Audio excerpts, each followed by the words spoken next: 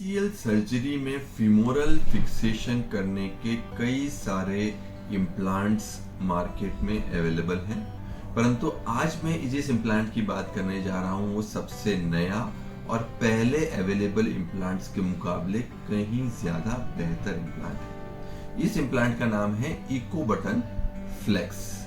यह एक नई पेटेंटेड टेक्नोलॉजी है जिसमें फिक्स्ड लूप और एडजस्टेबल लूप दोनों का मिश्रण है। देखिए, अगर हम बात करें ACL के फिक्सेशन की तो पहले फिक्स्ड लूप अवेलेबल थे जिनमें जो लूप साइज होता था वो फिक्स होता था। 15, 20, 25, 30 ऐसे फिक्स साइज में अवेलेबल होते थे और इनके माध्यम से ACL सर्जरी की जाती थी।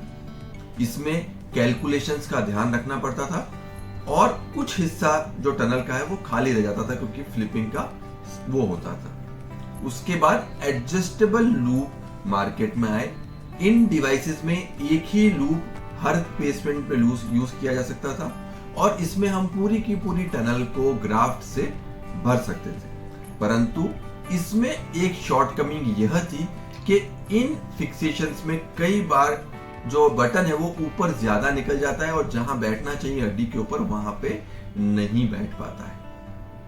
तो इन दोनों ही बटन्स के कुछ फायदे हैं और कुछ नुकसान हैं। हमने जो यह इको बटन फ्लेक्स बटन बनाया है, इस बटन में हमने फिक्स्ड लूप के और एडजस्टेबल लूप के दोनों के फायदे रखे हैं और दोनों के नुकसान हटा दिए हैं। तो यह बटन फिक्स लूप की तरह ही साइज में अवेलेबल है और एडजस्टेबल लूप की तरह ही इस बटन में माइक्रो एडजस्टेबिलिटी आ जाती है। तो इसमें एरर होने का चांस, सॉफ्ट टिश्यू में बटन जाने का चांस, सही जगह पे नहीं बैठने का चांस नगण्य है और हम बटन को टाइटन भी कर सकते हैं।